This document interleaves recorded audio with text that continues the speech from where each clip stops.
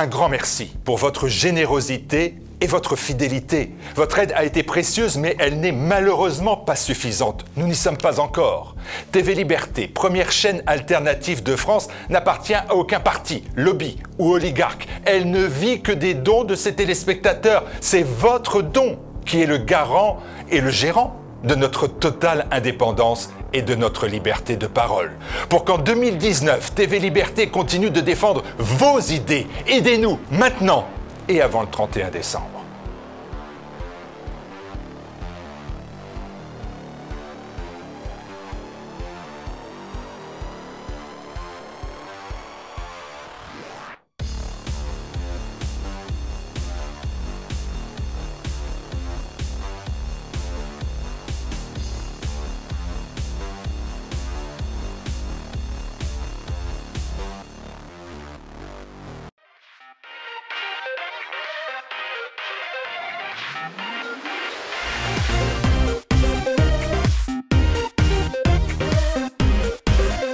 Bonjour à tous, numéro 40 de Tête à Clash, 40 déjà, 40 émissions, tous les 15 jours. Alors, Tête à Clash, aujourd'hui, c'est 4 invités. Le premier s'appelle François Bert. Il est écrivain et il le prouve. Il vient d'écrire son premier roman qui s'appelle La Côte 418, qui est un roman d'actualité, si je puis dire, puisqu'on vient de célébrer les 100 ans de la fin de la Première Guerre mondiale. Et François, c'est votre premier roman ? Oui. Hein ? Et c'est les éditions Edelweiss. Oui. Et François m'a dit qu'il y avait plusieurs dizaines de librairies qui l'ont commandé en France, qu'on le trouvait en ligne sur la Fnac. Et quoi d'autre ? Il est à la Procure aussi. Et il est à la Procure à Paris. Donc voilà, mais il y a des gens qui n'habitent pas à Paris, François. Donc la Fnac, 60, online, c'est bon. 60 librairies dans toute la France. Ok, Mais et il puis est de toute manière, accessible votre à n'importe librairie quel le commandera à votre demande. Voilà. Philippe Chevrier, vous êtes le président de Front Libéré et Oui. vous êtes un élu au Conseil régional d'Île-de-France. Oui, assidu. Assidu. Et vous en revenez d'une longue séance, Absolument. je crois jusqu'à 2 h du matin. Ouais.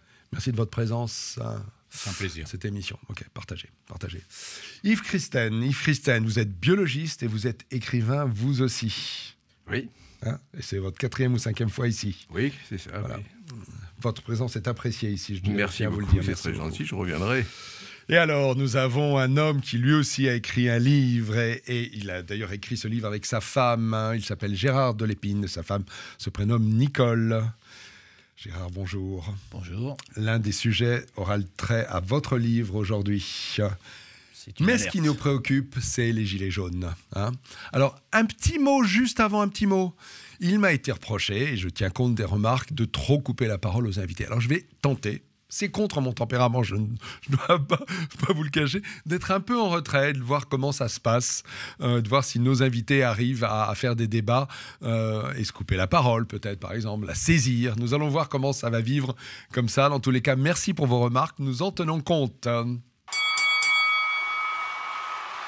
Alors, le premier sujet, c'est donc les gilets jaunes. Les gilets jaunes, et qu'est-ce qui leur arrive ? Les gilets jaunes, ils ont une très belle idée. En tout cas, je la vois comme ça, moi, c'est de se concrétiser leurs remarques, leurs demandes, à travers une liste aux européennes.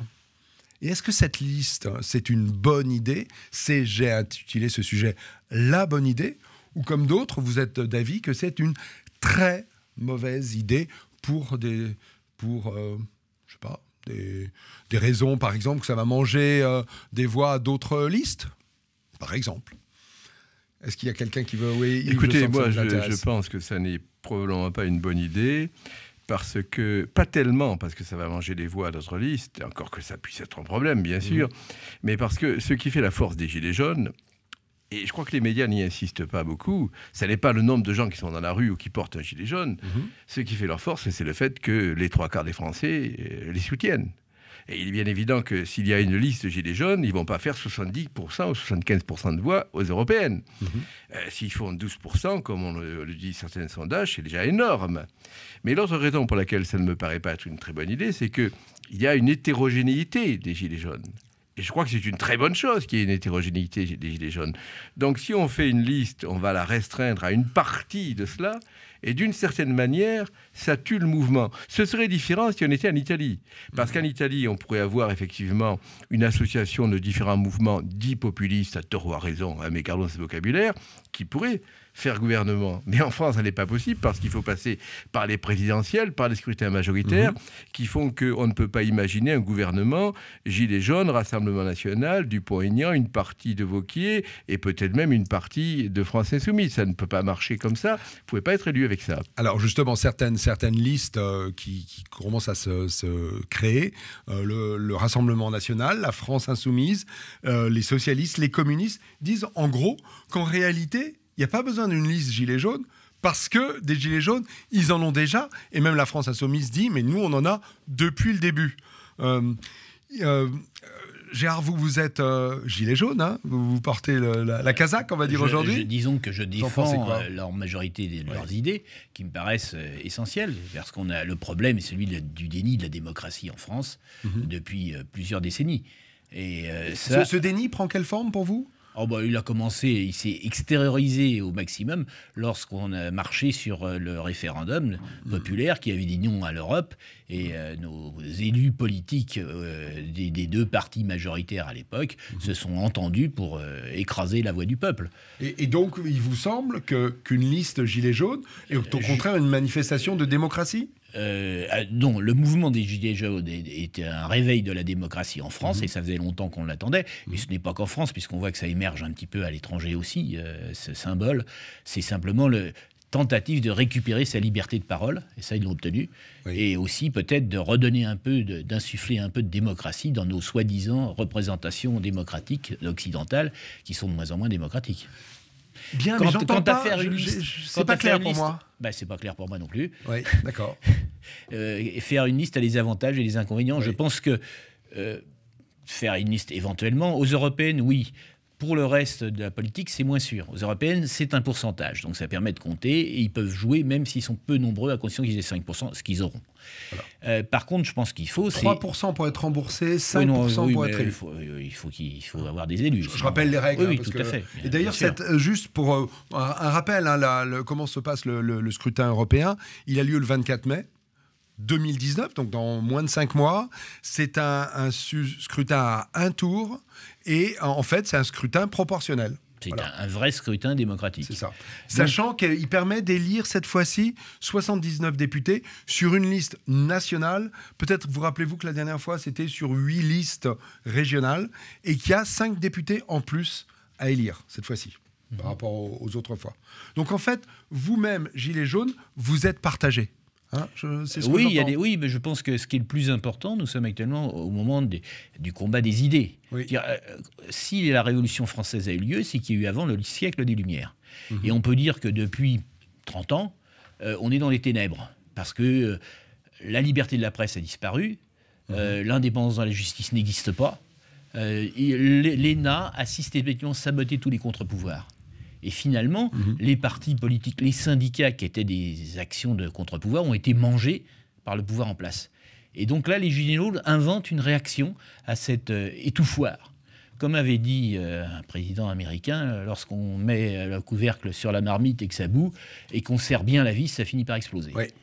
Alors justement, cette question, est-ce que, François Bert, je m'adresse à vous, est-ce que ce que vient de dire Gérard de Lépine, c'est-à-dire que c'est le début de quelque chose, est-ce que ce début de quelque chose ne devrait pas être concrétisé par une proposition, une liste ? Et d'ailleurs, j'ai envie de dire, si Gérard de Lépine, lui, hésite, d'autres n'ont pas hésité. Hein. Francis Lalanne, le chanteur, est en train de rassembler des gens autour de lui. Oui. Ça peut être folklorique, mais... Non, c'est pas du tout folklorique, c'est quasiment financier. Vous avez piqué la parole, François, hein, vous avez vu ? Oui, je suis mal élevé. Tout se paye, tout. C'est bien, c'est bien. Non, mais justement, vous me faites la parfaite transition là-dessus. C'est-à-dire un mouvement avec Francis Lalanne. Donc à la fois c'est pas seul, il y en a un autre, alors je vais essayer de prononcer bien le nom, qui s'appelle Aïk Shahinian, et qui lui est un des porte-parole proéminents des Gilets jaunes. La transition, c'est la révolution. C'est-à-dire que la révolution, on voit bien comment la révolution a remplacé l'intelligence de l'action qui s'est soufflée par l'intelligence des idées qui la paralyse. Et précisément, cette préparation des idées a complètement... s'est servi du peuple comme une masse pour ensuite déposséder le peuple. Et ça fait 200 ans qu'on débat. Et ça fait 200 ans qu'on n'avance pas. Donc le problème, c'est que ce qui est très intéressant dans la révolte des Gilets jaunes, c'est de voir que justement, une fois de plus, ça fait voler en éclats les partis. On n'en peut plus des partis, des idées. Parce que tôt ou tard, les idées débouchent sur les gens qui ne sont pas les bons. Il faut arrêter, je vais être vulgaire, il faut arrêter de mettre des couilles aux idées, il faut mettre des couilles aux gens. Donc il faut choisir les bonnes personnes. Donc il faut réussir à décentraliser l'action, c'est-à-dire qu'on va toujours tomber dans cette illusion. On fait un mouvement, donc on va créer du coup une ligne politique et on va se prendre qui? Francis Lalanne pour nous représenter. C'est comme si on fait un tour du monde avec l'égérie du sponsor comme skipper. Qu'est-ce qu'on va faire avec ça? Donc, tôt ou tard, le sujet, c'est quoi? C'est pas ce que veut le peuple, c'est changer les élites. La révolte fiscale... Mais les élites, ça passe par les élections. On y vient. C'est une manière de faire monter des talents, on y vient, non? et c'est ma réflexion. C'est-à-dire que la révolte fiscale, elle exprime quoi? Elle exprime pas juste un problème de porte-monnaie, elle exprime le fait qu'on est en train de payer au tarif Hermès une prestation Tati premier prix. Et qu'on n'en peut plus d'avoir un État qui joue pas son rôle. Toute ma réflexion de mon premier bouquin, dont on a beaucoup parlé ici, Le temps des chefs est venu, que Gérald de Villiers a poursuivi dans sa démarche, c'est quoi? C'est qu'on a les mauvaises personnes, précisément parce qu'on fait toujours la même erreur, on se sert d'une révolte pour faire un mouvement, et au bout du mouvement, on met des mauvaises élites qui sont des idéologues et qui vont encore une fois être incapables, une fois qu'ils seront au pouvoir, de conduire la réalité. Donc pour moi, au-delà de cette réflexion sur le changement de casting, les changements de casting, on pourra en reparler après, le modèle c'est la guerre de Vendée. Aller chercher les chefs sous leur lit et les pousser sur le devant de la scène parce que les chefs ils sont pas sur le devant de la scène. L'image la plus simple que je puisse donner, vous prenez un accident de voiture, vous avez les communicants qui se ruent sur la victime au risque de l'étouffer pour être sur la photo, et vous avez des experts en liberté qui viennent vous pondre une loi pour qu'il n'y ait plus jamais d'accident. Moralité, 1, la victime, on n'est pas sûr qu'elle s'en sorte, 2, l'accident par nature arrivera de manière différente. Et le chef, il est où? Il est en dehors de la photo parce qu'il est en train de gérer le suraccident. Pardon, j'ai posé une question claire. Pour moi, vous êtes en train de me faire un coup à la politique d'avant. Je suis en train de vous répondre là-dessus. C'est que, le mythe du chef est quand même très discutable. Alors, on a vécu ça au temps de Napoléon. Je suis désolé, c'était un grand chef militaire, c'était une catastrophe pour la France. Il a pris la France avec 93 départements, il l'a rendu, il n'y en avait plus que 75. Alors, d'autres vous disent que Napoléon a créé le code civil. Non, mais c'était un génie. C'était un génie, mais du point de vue militaire, je mets simplement du point de vue militaire, le bilan, c'est un génie qui aboutit à des merdes. Alors, ça nous emmènerait très loin, mais on pourra avoir le débat. Et puis moi, je poserais beaucoup plus à Napoléon, qui a précisément, au lieu d'installer une continuité de discernement qu'ont fait les rois, a fait un code civil qui a cru qu'elle pouvait remplacer les discernements futurs. Le discernement qu'ont fait les rois était peut-être très beau, mais il a quand même abouti à la Révolution. Est-ce qu'on coupe la tête d'un roi qui était peut-être pas le pire? Entre-temps, il y a eu 800 ans quand même de construction. Donc en termes de bilan, là, ça fait 200 ans. Non, mais certains pourraient vous opposer que la République a plus de 100 ans et que il y a voir le résultat. Mais là-dessus, simplement pour revenir sur votre question, le sujet pour moi, c'est que bien évidemment, on peut avoir des initiatives qui permettent de représenter, etc. Pour moi, le vrai sujet, on y reviendra après. D'ailleurs, le vrai sujet, c'est le rond-point, c'est-à-dire qu'on revient à quelque chose de territorial, d'ancré, et on évite les girouettes dans tous les sens. C'est de la décentralisation de l'action. Il faut, au contraire, que cette force des Gilets jaunes, elle se manifeste partout au niveau local, beaucoup plus que sur le niveau européen. D'accord. Donc ça veut dire qu'en gros, si je décrypte votre position... Ce qui me fait très peur, c'est qu'il y ait ce mouvement et que comme il n'y a pas d'élite, parce que Francis Lalanne dit ça va se faire tout seul. Non, ça se fait jamais tout seul. Il n'y a pas encore d'élite, mais peut-être qu'il y a des élites qui sont... Il faut donner que il faut le faire au niveau local. Par quel miracle une liste pourrait-elle se constituer? Parce que qui va décider de qui? Il n'est pas dans un parti, il y a une commission électorale. Là, on imagine qu'il peut y avoir une commission médiatique, si je puis dire, et mettre un Francis Lalanne qui ne représente en aucun cas ce mouvement, même s'il y est favorable. Donc je vois mal comment la liste peut se constituer et comment elle pourrait intégrer toutes les composantes de cette mouvance qui est intéressante en tant que mouvance, dans sa variété. Il y en a un qui n'est pas intervenu, je vais lui laisser la parole parce que c'est le seul élu autour de cette table. Absolument. C'est un homme politique qui a sa légitimité parce qu'à un moment, il s'est présenté et certains l'ont choisi. Donc voilà, Philippe Chevrier. Et en plus, vous n'êtes pas énarque, ce qui veut dire que vous avez un consensus en votre faveur autour de cette table. Alors, moi, ce que je vois, c'est que, si vous voulez, il y a cette misère qui s'est créée en France, particulièrement en France, depuis 40 ans, on peut dire, qui s'est accentuée d'année en année, mais qui a été acceptée. Je peux dire que les gens, ils se sont habitués à cette misère, finalement. Ils se sont résignés. Et qu'est-ce qui s'est passé? Il s'est passé qu'il y a eu un jeune gars qui est arrivé au pouvoir et qui les a traités mal, qui les a méprisés, qui a eu des mauvaises paroles. Pas seulement envers eux, mais aussi envers la France. Premièrement, et deuxièmement, qui a pratiqué une injustice fiscale flagrante. Alors, vous pouvez me dire que on le savait, parce que tout ce qu'il fait, il l'avait annoncé, sauf que les gens, malheureusement, en France, et c'est un des défauts de la Ve République, ils élisent une personne pour des qualités qui ne sont pas forcément liées à la profession de foi, enfin, ce qu'il y a dans le programme. Des qualités humaines ou de communicants. Voilà. Alors, et l'autre problème, c'est que ces gens-là, une fois qu'ils sont élus, ils ne se rendent pas compte qu'ils n'ont pas été élus pour leur programme, mais qu'ils ont en fait été élus contre leurs opposants. Et c'est vrai depuis de longues années, ça. Hein, c'est pas seulement la dernière élection. C'est vrai depuis longtemps. La Constitution qui l'a créé. C'est depuis la fin du septennat. On vote en gros. Même avant. Mais même avant. C'est le régime présidentiel à 2 tours avec 2 personnes. Ça a créé qu'on élimine au second tour. Mais on vote à droite contre la gauche, on vote à gauche contre la droite. C'est extrêmement clair et on va même pas regarder les programmes des uns. Mais Philippe, vous réjouissez. Pardon, je vous pose cette question directe. D'abord parce que le quart d'heure qui nous est imparti est en train de s'épuiser, mais aussi parce que j'ai besoin d'une réponse claire d'un homme politique. J'ai eu une réponse qui n'était pas très claire de la part de François. J'ai eu une réponse très claire de la part d'Yves Christen qui a dit non. Gérard hésite. Et vous êtes plus tranché? Non, mais il y a une contradiction. Vous avez le droit d'hésiter. Hein. Il y a une contradiction. Ces gens-là se révoltent contre ce président de la République. Hein, Macron dehors, etc. Bon. Là, aujourd'hui, ils se disent, est-ce qu'on va faire une liste? Mais en faisant une liste, ils font un cadeau énorme à ce Macron. Et c'est évident, puisque cette liste, on le sait tous, va prendre aux extrêmes, que ce soit à gauche ou à droite. Bon. C'est d'ailleurs le danger qui a été immédiatement identifié, à la fois par Marine Le Pen et par Mélenchon. Donc elle va conforter le pouvoir en place. Donc moi, je comprends, si vous voulez, le sentiment de ces gens qui se disent quand même... Avoir une liste, c'est un moyen de passer à la télévision et de dire ce qu'on a à dire, etc. Sauf qu'ils ont tellement de choses à dire et parfois contradictoires. Ça peut être dangereux pour eux. Hein. Mais surtout, ça va conforter le pouvoir. Donc moi, si j'avais un conseil à donner, mais je m'en garderais bien en tant qu'élu surtout, ce serait de réfléchir à 2 fois avant d'y aller parce que ça va finalement nuire à leur position et à ce qu'ils demandent, quoi.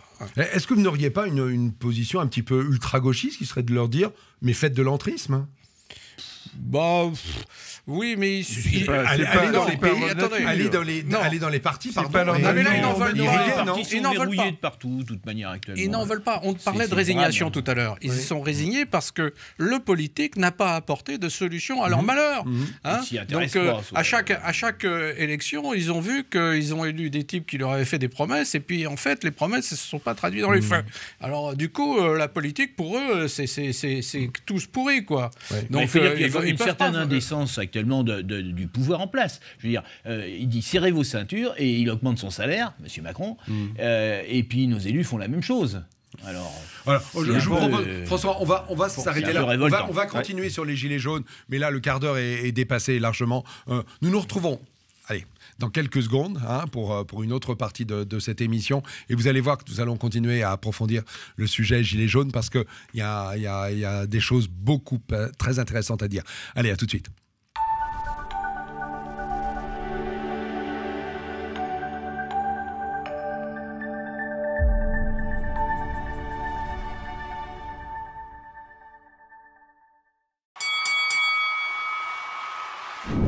Allez, deuxième partie de Tête à Clash.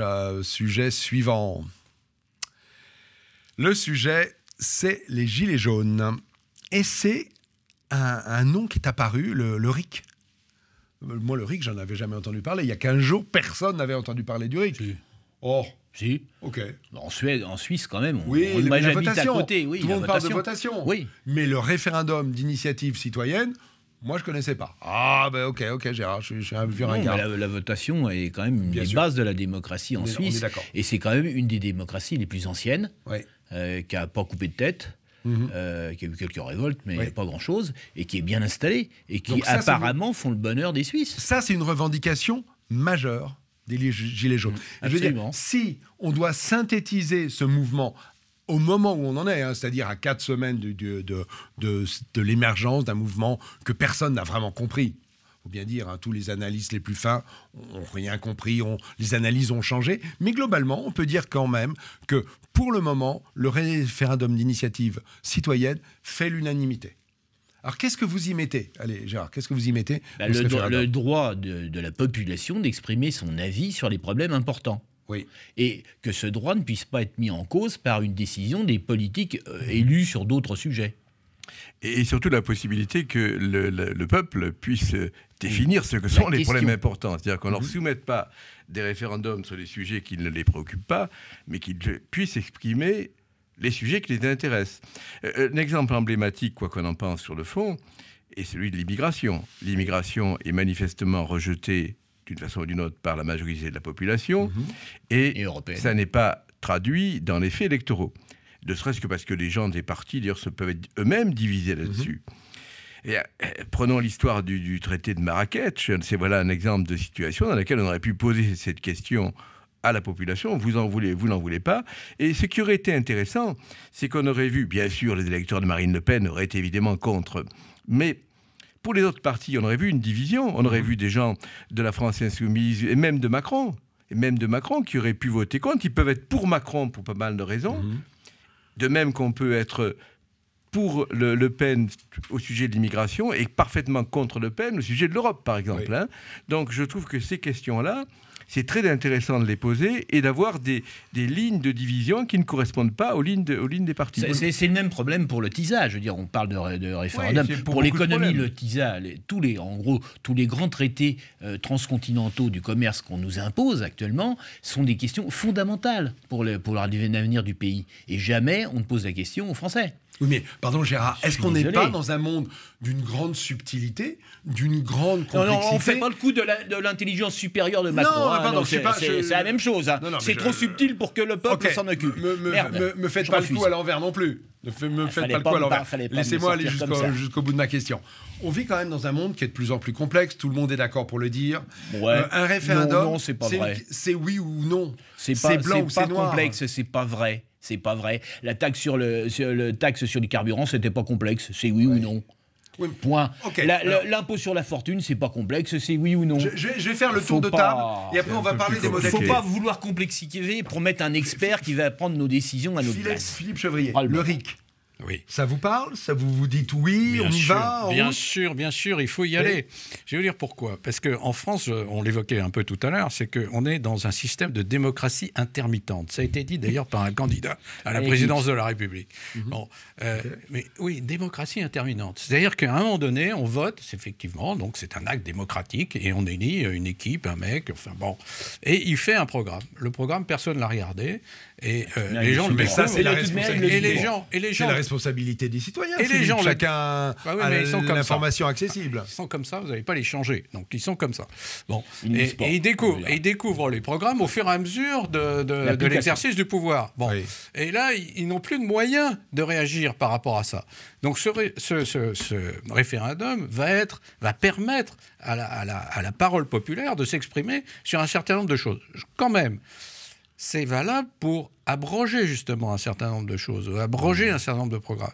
Mais si c'est pour proposer des lois, il y a un petit souci quand même. Parce que proposer des lois, ça demande quand même une certaine étude et un passage, à mon avis, par l'Assemblée, par le Parlement, qui va effectivement mettre les choses en forme, etc. Et également sous le contrôle du Conseil constitutionnel, parce qu'il y a des choses qui peuvent passer ou pas. Voilà. Ça, c'est une des... J'allais aborder le sujet, parce que je ne sais plus lequel de vous deux qui disait qu'il ne fallait pas de contrôle, mais je crois, Gérard, c'est vous qui avez dit qu'une fois que le vote était acquis, il ne faudrait pas pouvoir le remettre en question. Ah bah oui, bien sauf entendu. Que le Conseil constitutionnel, il est là pour ça. Non. Même pour les lois. Pardon, les lois, ils sont retoquées par le Conseil, justement. Oui, mais un référendum, le Conseil constitutionnel n'a pas à retoquer en disant... on ne peut pas l'appliquer, etc. Il ne faut pas exagérer non plus. Il pourrait ne pas s'empêcher de le faire, c'est vrai. Oui, mais ça ne veut pas dire pour cela qu'il exercerait un mandat démocratique. Il est vrai que s'il y a un référendum d'initiative populaire ou citoyenne, etc., il faudra évidemment qu'il soit réellement un référendum d'initiative citoyenne. Si c'est le Conseil d'État, le Conseil constitutionnel, je ne sais trop qui retoque effectivement la formulation et le bidouillage, là, ça devient un effet pervers. Alors, on va revenir là-dessus parce que ce dont il est question, c'est les questions des limites, des sujets, de comment c'est mis en place. Est-ce que c'est 500 000 citoyens, 1 million? Mais François n'est pas encore intervenu. François, sur ce sujet, le RIC, ça vous parle à vous? Pas tant que ça, parce qu'en fait, pour moi, il faut agir au bon endroit par rapport au vrai problème. Le sujet, c'est pas de pouvoir s'exprimer davantage, le sujet, c'est de pouvoir changer les choses au bon endroit. Hein, et on peut dire quelque part, je reviens sur ma réflexion tout à l'heure par rapport à la révolution de manière générale, c'est-à-dire qu'on a troqué un espace de règne contre une possibilité de s'exprimer sur tout, ce qui nous rend impuissants, puisqu'en fait, on parle de tout, mais on fait pas grand-chose. Donc, le vrai sujet, c'est le règne. Ce qui m'a intéressé dans le roman que j'ai écrit, c'est qu'il y a un petit lieutenant qui est sur son petit territoire. Mais sur ce petit territoire, au milieu de nulle part, il règne par les décisions qu'il prend et il fait en sorte que sa petite troupe, qui se fait petit à petit décimer, s'en sort parce qu'elle est conduite, parce que humainement, il y a une présence, parce qu'il y a des objectifs et comment dire, une direction qui est donnée à hauteur d'homme et à portée de main. Mais pour filer la métaphore, dans le cadre de 14-18, il avait un commandement, et puis il y avait des interactions entre les nations, il y avait des alliances qui se faisaient, qui se défaisaient. La Russie est arrivée en Russie à enlever un allié. Il s'est passé plein de choses. Qu'est-ce qui s'est passé? Il s'est passé que chacun doit gérer à son niveau. C'est-à-dire que c'est une image qu'on m'a donnée et que j'aime beaucoup. Il faut que celui qui tienne le marteau soit aussi celui qui tienne le clou. C'est ça le vrai sujet. Hein. Donc parce que là, vous voyez bien, on parle de toutes les mesures, tel sujet, telle mesure fiscale est intéressant. Le problème, c'est qu'on ne conduit pas une politique sur une checklist. On conduit une politique sur quelque chose de global. C'est la différence entre Trump et Poutine, entre quelqu'un qui va faire des coups d'éclat sur des effets d'annonce et quelqu'un qui a de la suite dans les idées, qui a une stratégie de long terme, qui sait ce qu'il veut en termes de puissance. Donc, pour finir là-dessus... Vous introduisez la notion de durée. Pour moi, il y a deux sujets. Ouais. Il faut pas combattre un mal par la mauvaise solution. Le mal, c'est le problème des élites aujourd'hui. On en a parlé, je ne vais pas revenir dessus. Il y a un changement de casting à faire, on n'a pas les bonnes élites. On n'est pas la Suisse, on est un peuple monarchique, il ne faut pas l'oublier. Oui, donc mais justement, le problème est celui des travers de la cour. Non, certainement pas. Parce qu'on est retombé exactement avec Macron que sous la cour de l'Ancien Régime. Et c'est les défauts avec les gens, les courtisans qui sont protégés, qui sont au-dessus des lois, qui se votent ce qu'ils veulent, qui peuvent faire n'importe quel délit et qui passent à travers de la justice. C'est ça aussi que les Gilets jaunes incarnent. C'est un désir de justice. Oui, mais c'est beaucoup plus que ça. Alors, si vous pouvez me laisser finir. Les exceptions de la cour, merde. Mais bien sûr que oui. Il y a un ras-le-bol là-dessus, hein, mais clairement. Ouais. Dont Macron est l'emblème et les énarques seraient la manifestation, voilà. Au pouvoir. Okay. Sauf que je pense que vous prenez, puisque vous êtes sur ce genre de métaphore, vous prenez Henri IV et sa cour, je pense que ça pose beaucoup moins de problèmes. Le vrai sujet, c'est à partir du moment où il y a quelqu'un qui fait le job. Et là, on a quelqu'un qui ne fait pas le job, qui est narcisse en liberté, qui se regarde et qui est incapable de décider. Donc ça reste un problème de casting. Oui, et tôt ou tard, on veut quelqu'un qui décide. François, parce que Louis XVI, il avait une cour qui était moins pourrie, mais il ne savait pas décider, c'était pas le sujet. S'il avait une cour, c'était la réaction de militaires qui a créé la révolution. Il y a deux niveaux. Il faut agir chacun à son niveau. Le vrai sujet sur le niveau collectif, ça va être effectivement tôt ou tard le changement de casting. Et on l'évoquait tout à l'heure, avec cette histoire d'opposition, droite-gauche, etc. Le sujet qu'on a, c'est l'exercice du pouvoir. On ne vit que pour la conquête du pouvoir. On génère des sujets sans cesse périphériques pour la conquête du pouvoir. Dès qu'on est au pouvoir, on ne sait pas changer. Sarkozy télécharge la ligne Buisson, il arrive au pouvoir, ça ne change rien parce qu'il ne sait pas gouverner. Mais François, je n'ai pas Ensuite, compris. Au niveau local, je finis. Oui, au niveau local, on ne va pas vous consacrer 10 minutes sur 15 minutes, François. Il faut la décentralisation. C'est tout. C'est ça. C'est vers ça. La décentralisation aboutit à la bétonisation totale de la Côte d'Azur. C'est une véritable catastrophe. Donc, il faut aussi faire attention. Je veux dire, si on crée des gouverneurs dans toutes les petites régions, messieurs, c'est pas terrible. Messieurs, je vais faire avancer le débat. Ok. En gros. Je synthétise, 3 personnes sont en faveur du RIC. François est plus mesuré, voire même plutôt contre. Bien. Maintenant, je vais m'adresser à vous, messieurs, qui êtes en faveur du RIC. Ça se passe comment ? Quel est le nombre de citoyens, le nombre de parlementaires pour qu'un RIC... Moi, je crois qu'il faut qu'il y ait des sujets dedans. Je crois qu'il faut qu'il y ait un grand nombre de citoyens. Est-ce qu'il y a des sujets tabous? Est-ce qu'il y a des sujets... Je crois qu'il ne peut pas y avoir de sujets tabous, par définition. Oui, sinon ce n'est plus démocratique. Je pense qu'il faudrait un nombre élevé, peut-être 1 million de gens, mais des questions tabous, vous allez me dire. Pas des élus, parce que par définition, c'est fait pour ne pas être le même système que celui des élus. On peut des citoyens. Peut-être 1 million, quelque chose comme ça. Je ne sais pas du tout quel est le chiffre idéal, mais je pense qu'on peut se baser sur l'expérience suisse. Il faut regarder quels sont le nombre de personnes qui sont nécessaires en Suisse, quelle est leur population. Donc plutôt un pourcentage de la population en âge de voter, par exemple. Par exemple, oui, mais et comme il y a une expérience juste à nos côtés, profitons de cette expérience. Pourquoi est-ce qu'on devrait tout inventer? Moi, ça ne me gêne pas qu'on appelle ça, non pas référendum d'initiative citoyenne, parce que c'est à la mode, encore un mot d'énarque. Enfin, mais votation, pourquoi pas? Ils l'ont fait. Votation citoyenne. Ok. Au Front libéré, on a considéré que 500 000, ce serait un bon chiffre.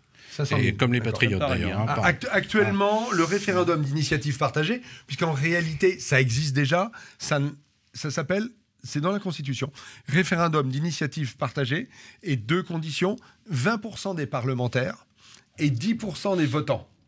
Non, c'était impossible. 10% des votants, C'est impossible. Ça fait quelques millions de À la limite, personnes. 10% des votants, ça ne me choque pas, mais 20% des parlementaires, ça n'a aucun sens, puisque précisément, c'est fait pour être autre chose que le système Les parlementaire. parlementaires peuvent Il faut garder le s'exprimer Parlement directement. comme organisme de contrôle par Donc rapport à ces Donc vous êtes plutôt sur un initiatives. étiage un peu bas par Absolument. rapport à celui que sans parlementaires. François, vous avez, je vous inclus dans le débat parce que même si vous êtes contre le RIC, vous avez quand même le droit de vote. Non, mais disons qu'en tout cas, je voudrais qu'il puisse exister dans certains cas, mais qui ne deviennent pas systématiques, justement, vu le fonctionnement de la France. Pour moi, il faut qu'il y ait un nombre suffisant. Je suis d'accord qu'il ne faut pas forcément trop pondérer les parlementaires parce qu'on veut en faire justement une compensation pour que ce soit d'abord au niveau de la population française, mais il faut un seuil suffisant. Après, il ne faut pas faire, effectivement, comme Jean-Paul Delevoye, avec les 700 000 de la pétition au moment de la manif pour tous, qui avait balayé ça d'un revers de la main. Il y a quelque chose dont on n'a pas parlé, c'est le RIC qui permettrait éventuellement de destituer un élu. Hein, et ça, c'est très Ça, important. c'est une revendication de la France Oui, mais insoumise. ça, moi, Ça, c'est très important. J'y suis hostile, ça, par contre. Je pense que, prenons le cas de Macron. Je crois que Macron, il y a Macron d'émission, etc. Moi, à mon avis, il serait absurde qu'un référendum destitue Macron. Je pense que, par contre, Macron serait bien avisé. Excusez-moi, mais vous n'expliquez pas pourquoi c'est absurde. Eh bien, parce que sinon, toutes les 3 semaines, on va destituer le président et autre chose. Non, il faut qu'il ait le temps de faire des erreurs. Laissez-moi finir. Non, monsieur Delpy. c'est une exagération. Vous avez vous-même Non. évoqué le cas de Maastricht. Et on pourrait dire la même chose sur le Brexit. Et il aurait dû, à ce moment-là, on aurait pu faire un D'accord, mais on référendum va pas populaire voter. et virer le président. Il serait absurde de Puisqu'il voter trahit le 18 pays. fois sur le Brexit. Les Anglais, à tort ou à raison, ils ont décidé le Brexit. C'est décidé. Oui, mais Bon. justement, il y a Mais une je différence, pense c'est que- qu'il y avait je en pense que Angleterre, Macron- ils ont fait un référendum, Écoutez, et comme ce on sont ne des peut vrais pas- démocrates, ils ont décidé de On ne ne pas peut pas, voter. on ne peut Voilà. pas décider. Non, J'ajoute d'ailleurs que non, vous seriez avisé non. de ne pas réclamer cette chose-là, parce que les premières personnes qui risqueraient d'être destituées, ce seraient précisément des gens un peu marginaux sur le plan électoral, parce qu'on décréterait qu'ils sont mal pensants. Mais Non, donc, je moi, pense il me que semble la pas population que le ça. ferait. Ce sont Laissez-moi nos finir. politiques Je actuels qui le feraient. je pense que Macron, par contre, aurait été avisé d'utiliser le référendum pour son propre maintien. Car après tout, ce que veulent les Gilets jaunes, ce qui est clair, c'est 2 choses, le carburant, etc., le gasoil, Arrêt et des Macron taxes. destitution. Et on ne peut pas stopper le mouvement des Gilets jaunes en donnant 100 euros, 150 euros, 200 euros, 300 euros. Ça ne fait qu'augmenter. La Le seul dette. moyen aurait été pour Macron de dire je fais un référendum sur un sujet quelconque et de le faire de manière gaulienne, de dire si je suis mis en minorité, je pars. C'était son intérêt. Parce que c'est beaucoup mieux de partir comme ça qu'avec le goudron et les plumes, dans la honte nationale. Dans la bonne Et cause, s'il dans était les bonnes parti cas. comme ça, il serait en très bonne position, parce que, soyons clairs, celui qui succéderait à Macron, que ce soit Wauquiez, que ce soit Le Pen, ne résoudra en aucun cas les problèmes de la France, parce que quelle que soit sa bonne volonté et ses bonnes idées, c'est tellement compliqué que personne ne peut résoudre ces problèmes. Alors, Alors, non, c'est- Philippe, donc, c'est- il aurait pu- Pardon, je vais donner la parole à terrible. Philippe parce que c'est paradoxal, hein, je le souligne quand même. La France insoumise souhaite le référendum pour législatif abrogatoire, révocatoire.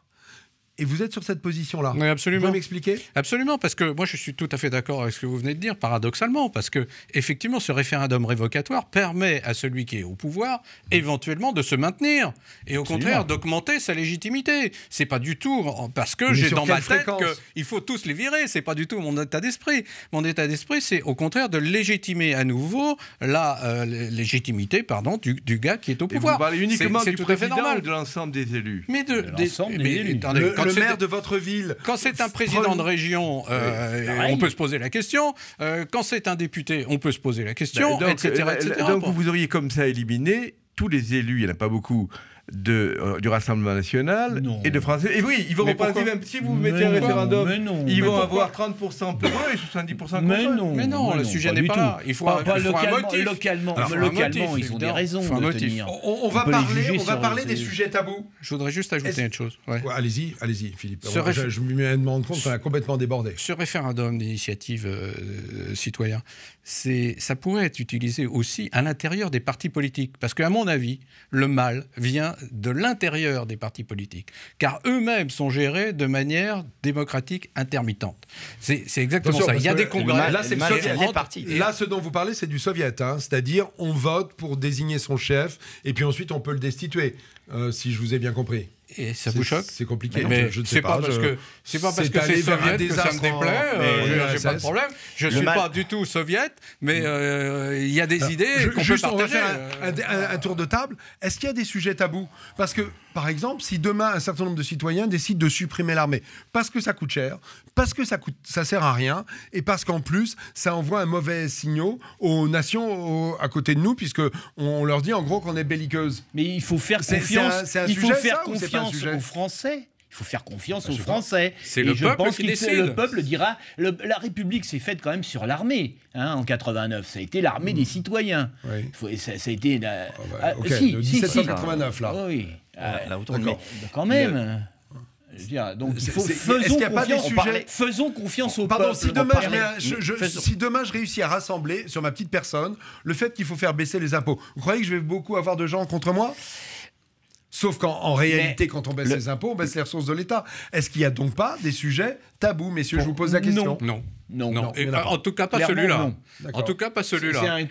un sujet fondamental, je Oui, pense. oui, absolument. Mais- Ça se Permettez-moi, discute pour des choses comme l'armée. Je veux dire, on pourrait imaginer qu'effectivement, ce serait le seul point, à mon avis, sur lequel le Conseil constitutionnel ou autre chose serait légitime. Ce sont sur des choses qui affaibliraient la nation dans son essence. Quoi, Mais ce qui affaiblit la nation actuellement, c'est notre président.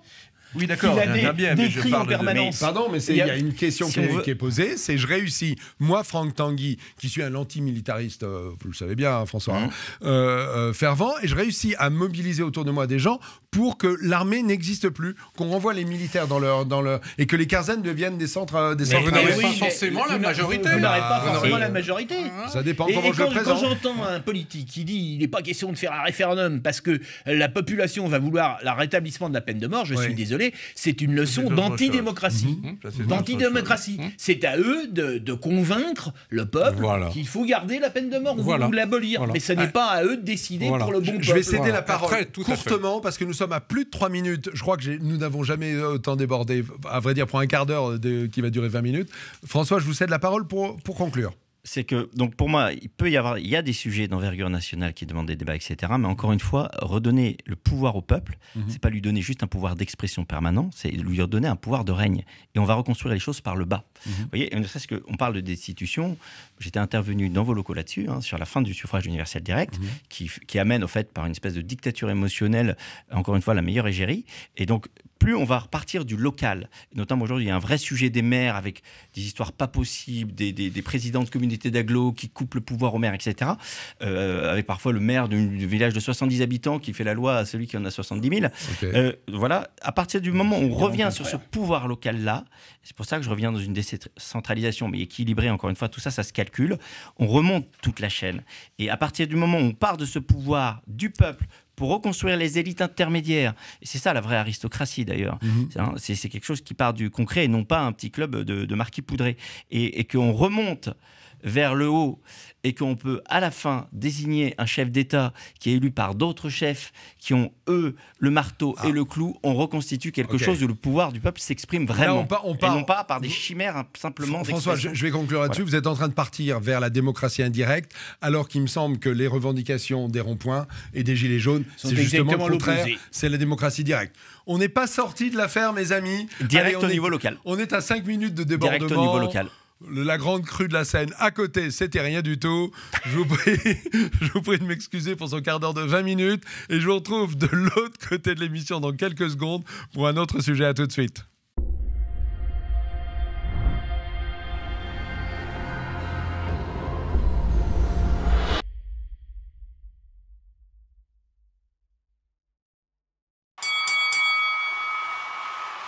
Rebonjour, sujet suivant de cette 40e émission de Tête à Clash.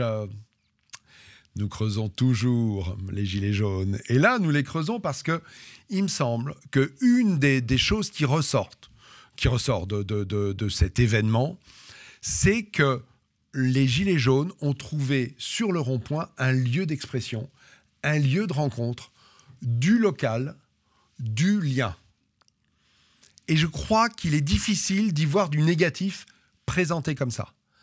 D'un autre côté, ce lien, cette agora, ça a aussi été le lieu de toutes les rumeurs. Je voudrais que l'on débatte de ça, le côté positif et le côté les rumeurs. La plus folle des rumeurs, ça a été l'attentat de Strasbourg a été fait exprès pour tuer les Gilets jaunes. Bon, on a tous reçu des SMS là-dessus. Non, connaissons le côté positif. On a enfin trouvé une utilité à ces ronds-points qui ont défiguré la France et qui ont coûté des impôts locaux colossaux. Donc c'est quand même les vides, vous disent ceux qui les ont construits. Non, ça c'est absolument du baratin. Il n'y a aucune statistique qui démontre que c'est économiser la moindre vie. Et on avait aussi dit, j'ai eu un maire que je connaissais bien, qui nous dit non mais c'est formidable, on va faire des économies d'électricité au lieu des feux rouges. Sauf qu'on a depuis rajouté des feux rouges et il y en a beaucoup plus qu'avant autour du rond-point. Alors, donc on a trouvé une utilité au rond-point. C'est marrant. Bravo. C'est marrant. Oui. Mais c'est pas le seul intérêt. Le côté agora, incontestablement, est un côté positif. Je dirais que les fausses rumeurs, c'est inévitable. C'est pas si... À mon avis, il y a moins de problèmes avec les fausses rumeurs qu'avec une information homogène dans laquelle un certain nombre de choses sont présentées comme des fake news, à tort ou à raison, parfois à tort, parfois à raison. Vous pensez à quoi, Yves Christian ?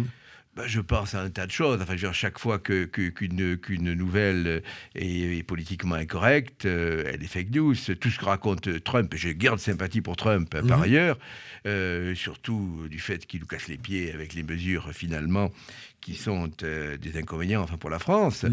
Je pense que pour la démocratie, alors on peut ne pas être démocrate, mais pour la démocratie, il vaut mieux qu'il y ait des fausses rumeurs plutôt qu'une censure permanente.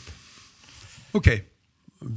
Bien, mais il n'empêche que vous reconnaîtrez que c'est pas le plus beau côté de l'humanité qui parfois est sorti sur les ronds-points. Oui, mais voyez, non. 8 morts. 8 morts. Mais ce n'est pas les gilets jaunes. Les morts ont été. Sont les gilets jaunes ont été des victimes. On le dit très peu ça.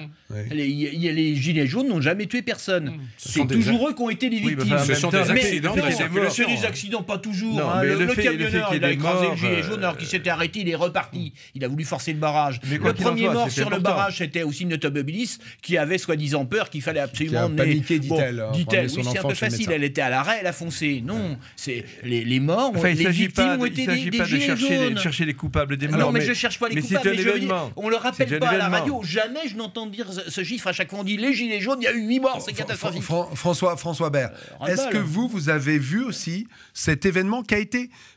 Alors je vais vous recommander la lecture du Monde, si vous ne le faites pas de manière régulière. Florence Obna. Il faudrait que ce soit motivé. Oui, Florence Obna, qui était un grand reporter dont vous vous souvenez sans doute qu'elle a été prise en otage, a passé quelques jours, une semaine je crois, à Marmande sur un rond-point. Et elle a raconté ce qu'elle avait vu et elle a dialogué avec les gens qui étaient présents.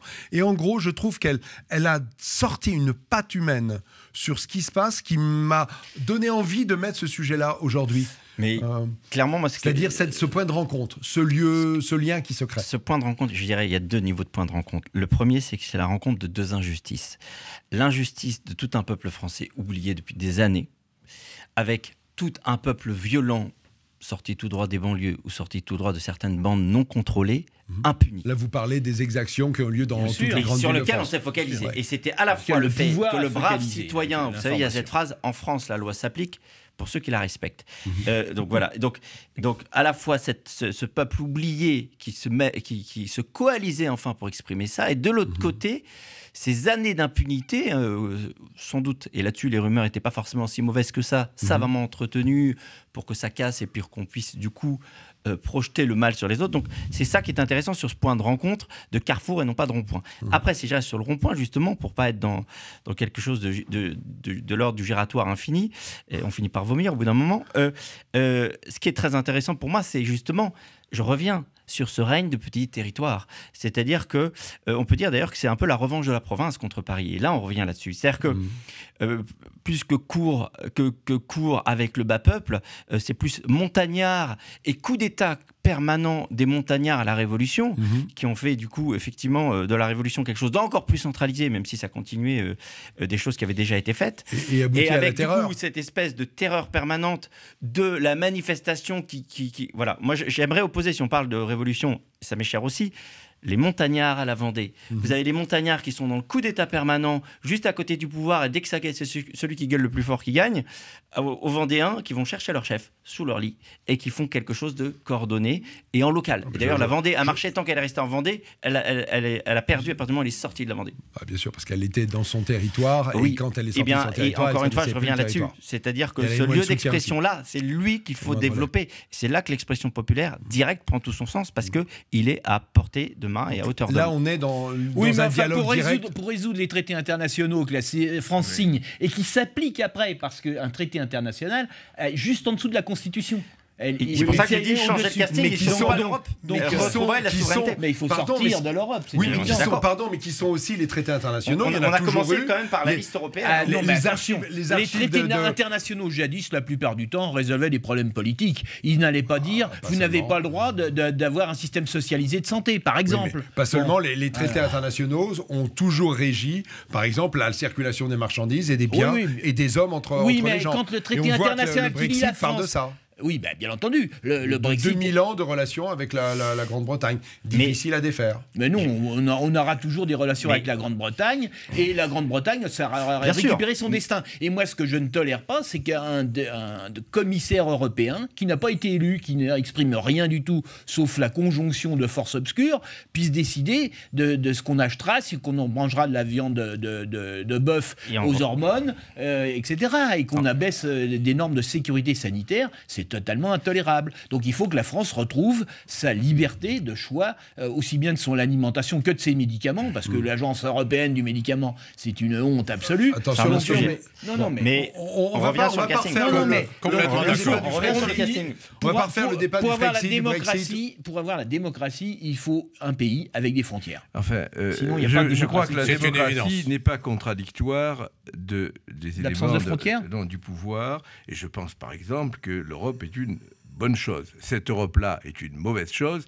Bah c'est oui, une mais bonne ils n'ont pas chose. su en Pourquoi faire une autre. Oui, Au d'accord. bout de Non, mais c'est 50 une ans, on bonne peut se poser chose des parce questions que, quand même. Est-ce parce que que c'est nous faisable avons besoin de poser dans le monde, principalement vis-à-vis de la principale force actuelle qui a une ingérence majeure, qui sont les États-Unis. Voilà, on est Et dans le il est mythe évident- total. On est dans le mythe non, total. actuellement, Il l'ingérence est majeure, c'est évident la que- Chine, et l'Europe est totalement Non, incompétente non, envers non. la Chine. Alors, crois Voilà, pas, mais- je- absolument. mais On change messieurs, de sujet pardon, là-dessus. juste un petit, on va faire une petite pause parce que le sujet c'était l'Agora, ce qui s'est passé humainement, j'ai envie de dire, avant même politiquement peut-être, sur les ronds-points. Moi, je vais Philippe vous dire. Chevrier, c'est quoi votre regard là-dessus sur, Je vais vous dire. sur ces lieux de discussion qui se sont créés? Il y a eu beaucoup d'émotions. Moi, j'ai été ému par certaines personnes qui se sont exprimées dans ces ronds-points, qui, sans pudeur, ont dit dans quelles conditions ils vivaient et quelles souffrances ils avaient, etc. Ça a vraiment Et moi, ce que libéré j'ai la trouvé, parole. voilà, et ce que j'ai trouvé formidable, c'est que ces gens-là se sont reconnus les uns les autres. Ils se sont dit, voilà, lui, il souffre, moi aussi, on a quelque chose à partager, etc. Et il est né de ça, une certaine solidarité qui est franchement poignante, émouvante, formidable, quoi. Je veux dire, c'est quelque chose qu'on ne peut pas ignorer, qu'on ne peut pas mépriser. Enfin, c'est franchement... Fraternité, ça fait partie de notre devise. D'ailleurs, ça... on aurait pu imaginer que le pouvoir balaye ses ronds-points d'entrée de jeu. Et en fait, il ne l'a pas fait. Parce que, Il le fait maintenant. effectivement, il le fait maintenant, parce qu'il y a eu quand même un ralentissement dans la motivation. Bon, mais quand même, ce magnifique discours humain a empêché quelque part le pouvoir de faire quelque chose de mauvais vis-à-vis de violent, voilà, oui. par rapport à ces ronds-points. Avec un paradoxe que je souligne, c'est que c'est aussi un mouvement qui est dans Facebook. Beaucoup de mobilisations qui se sont faites à travers des mots passés d'un forum à un autre, d'une personne à un autre. Et puis, donc quelque chose de très moderne, quelque chose qui en gros il y a 20 ans était impossible, n'existait même pas il y a 10 ans, et qui est également un mouvement très archaïque, puisque c'est le retour à la place du village. Ouais. Plutôt que de rester enfermé le soir devant sa télévision, on sort, on va voir les autres. Ouais. C'est la fraternité qui existait dans les cellules des partis, dans les mouvements associatifs, dans les bals populaires. C'est une parenthèse, on est quelque si vous chose voulez. qui est très contradictoire aussi. C'est une hein. parenthèse Non, c'est dans la fraternité société retrouvée individuelle avec les qu'on moyens connaît, modernes. dont on souffre d'ailleurs. C'est ça. hein. Est-ce que c'est alors la question c'est bien de le poser comme ça. Est-ce que c'est une parenthèse ou est-ce que c'est quelque chose qui est une cassure et finalement les gens ont exprimé un besoin très profond qui est de retrouver du lien, de la chair. Je te touche, je te parle, je vois que tu existes, je vois que ma misère, je la vois dans tes yeux et que tu as peut-être nous la pouvons même. nous aider. Peut-être avons-nous la même et peut-être pouvons-nous nous entraider sans même passer par les restos du cœur.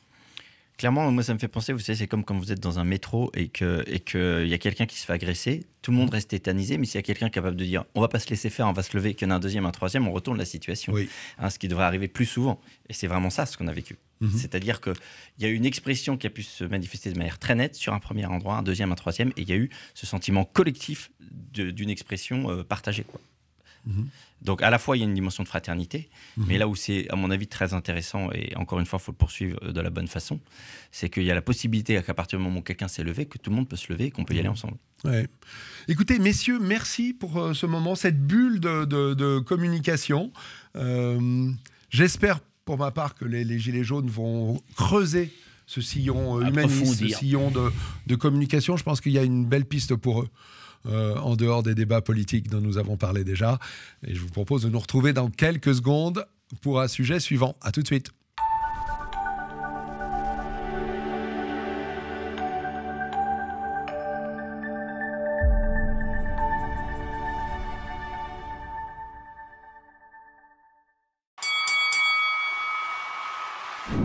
Rebonjour. Notre sujet suivant est les laboratoires pharmaceutiques.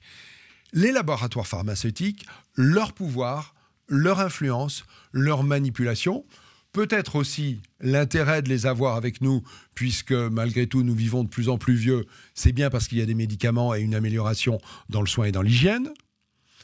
Mais il y a un livre qui m'a interpellé, que vous avez coécrit, Gérard de Lépine, avec votre épouse Nicole. C'est notre dernier enfant. Ah, c'est votre dernier enfant.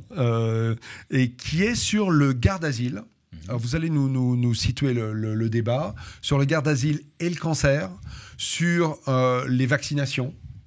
Voilà, je vous laisse nous lancer là-dessus. Nous avons quelques minutes pour échanger sur ce sujet. Clairement, mon épouse et moi, nous sommes cancérologues.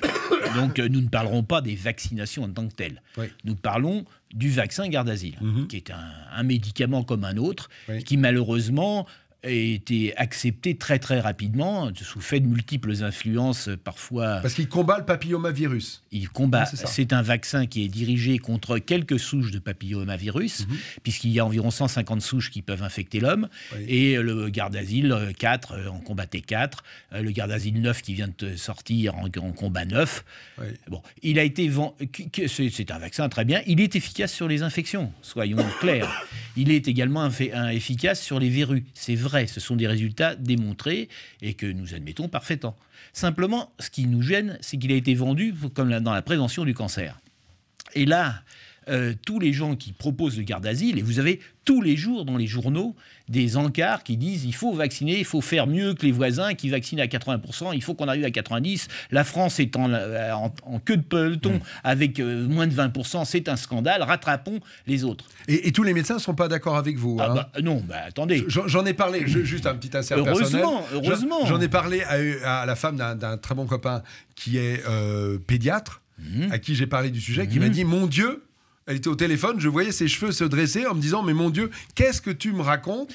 C'est fondamental pour la santé des enfants. Non, c'est un mensonge total. Alors là, je dis c'est un mensonge total. Le Gardasil a été une indication, regardez sur le truc, c'est la prévention du cancer du col. Jamais aucun essai n'a pu démontrer qu'il était capable de prévenir le cancer du col. Les gens qui nous vendent le Gardasil disent « C'est normal qu'on n'ait pas de résultat, attendez 30 ans. » Bon, de qui on se fout? On l'a fait passer en urgence à la FDA en disant c'est une urgence vitale pour les gens. En France, nous avions le moyen de faire disparaître presque toutes les morts de cancer du col, c'était le frottis. Le frottis a fait passer, et ça c'est une...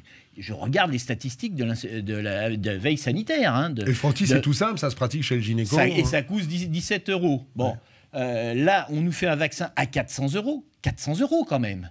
et on vaccine une tranche d'âge complète.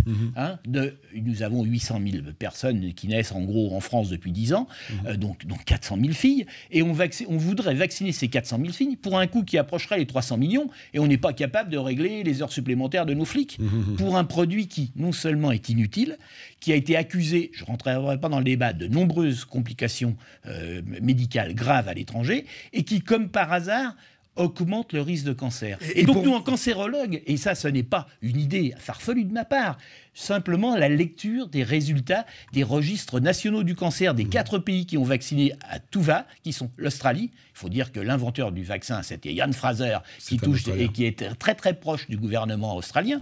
Et qui touche puisqu'il a vendu... Des milliards, oui, les milliardaires également. Donc c'était l'Australie, l'Angleterre, la Suède et la Norvège. Ces 4 pays ont des registres du cancer que nous n'avons pas en France. On a un institut national de cancer, très bien, avec plein de gens, des bâtiments. Donc on peut faire des analyses à partir de ces registres de manière très fine. Et qui sont accessibles à toute personne. Et je dis bien, vérifiez ce que je raconte, regardez les registres du cancer. Ils sont accessibles par Internet. Vous avez juste à cliquer. Dans le livre, nous avons mis les adresses si vous les trouvez pas. Vous pensez qu'on a affaire à une manip d'un laboratoire pharmaceutique?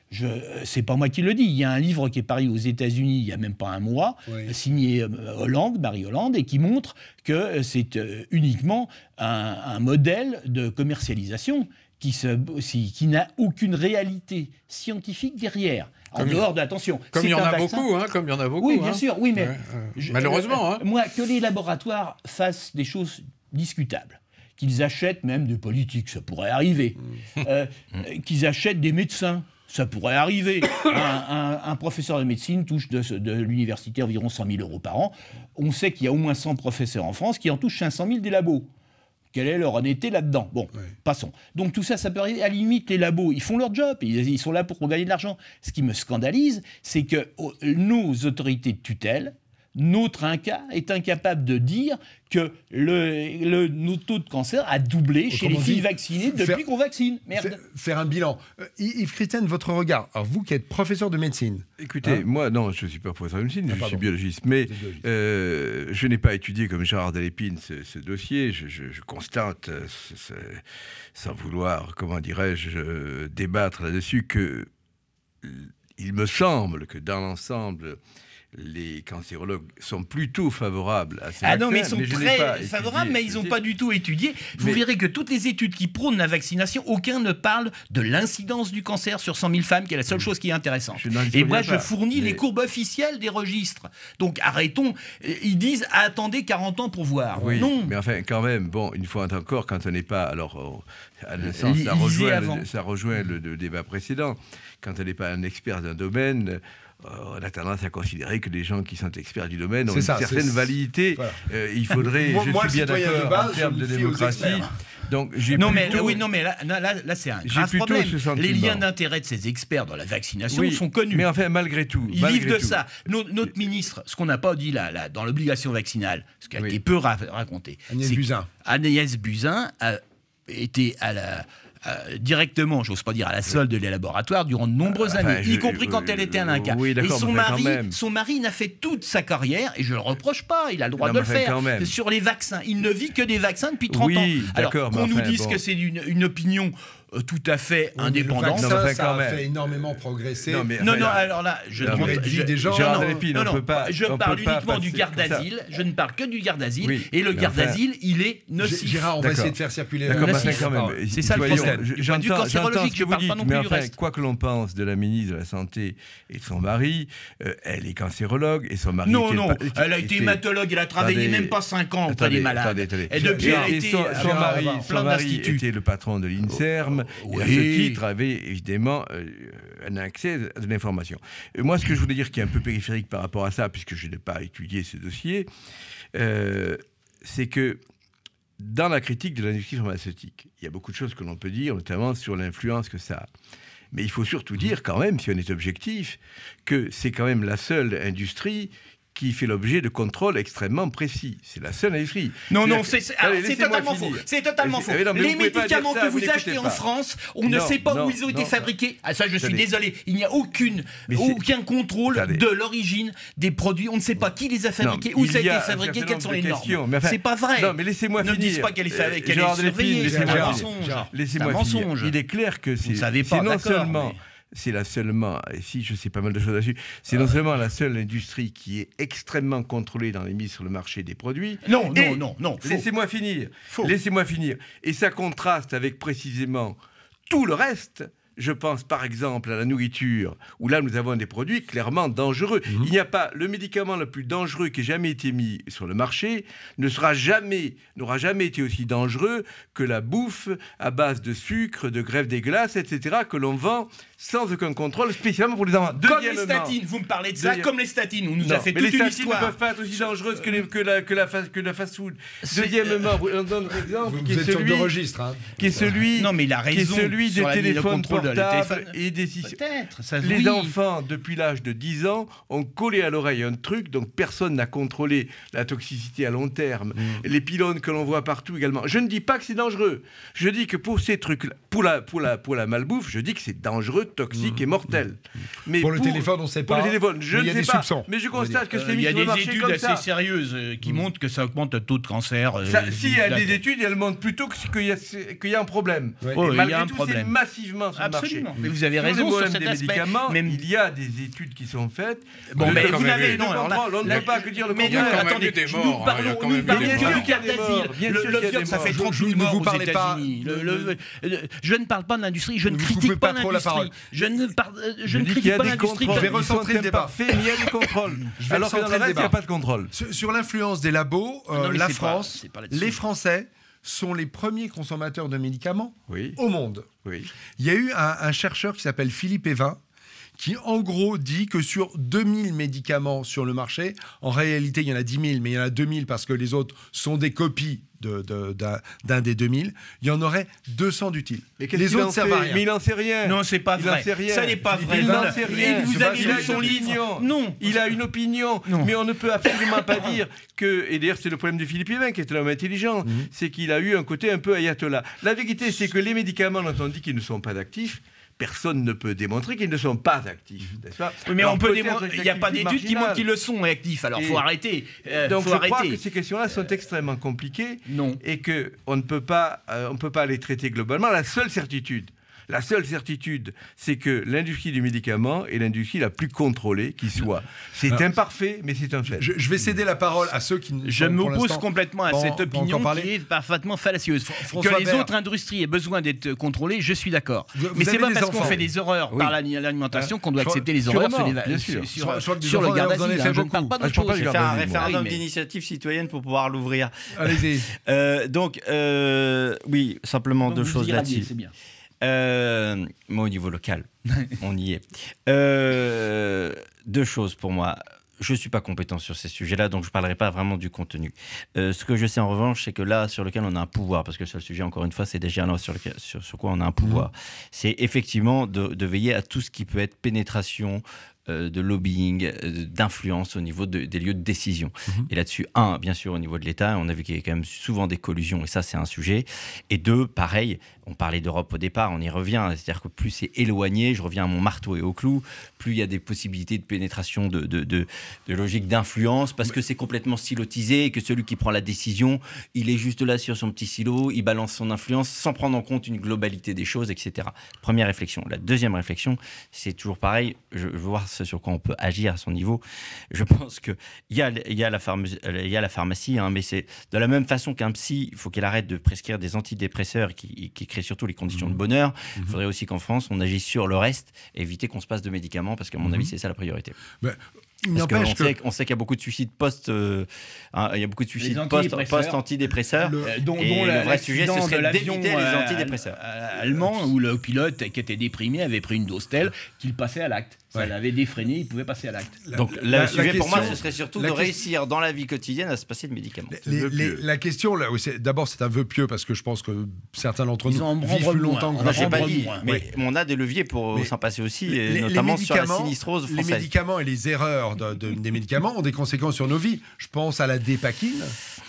La dépakine, les femmes qui ont pris de la dépakine, en gros, c'est un anticonvulsien. Hein, et donc qui s'adressait particulièrement aux femmes qui faisaient des crises d'épilepsie. Et les femmes qui ont fait des crises d'épilepsie et qui prenaient de la dépakine ont pu avoir des enfants, sauf que certains de leurs enfants ont des conséquences neurologiques, des problèmes d'apprentissage et donc des problèmes très concrets sur leur vie quotidienne et la vie de leur famille. Donc il y a quand même, les problèmes de médicaments, des vraies conséquences concrètes pour nous les citoyens. Je vais céder la parole à Philippe Chapoyer. Moi, je peux pas juger de savoir si ces médicaments sont bien contrôlés ou pas. Moi, ce que je vois, c'est qu'il y a des morts et qu'il y a des milliers de morts et qu'il y a des malformations de bébés, etc. Et que c'est insupportable. C'est peut-être contrôlé, mais c'est mal contrôlé. Il faut dire les choses, c'est mal contrôlé.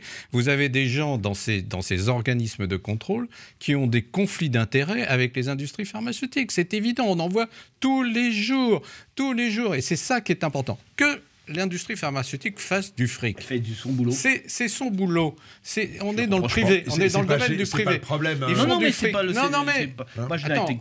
Attendez. C'est pas le problème quand même un peu. Parce qu'ils font du fric, mais ils en font beaucoup de fric. Parfois, ils font 1000 fois le prix de revient d'un médicament. Donc c'est quand même... Ça aussi, c'est quand même un peu choquant quelque part.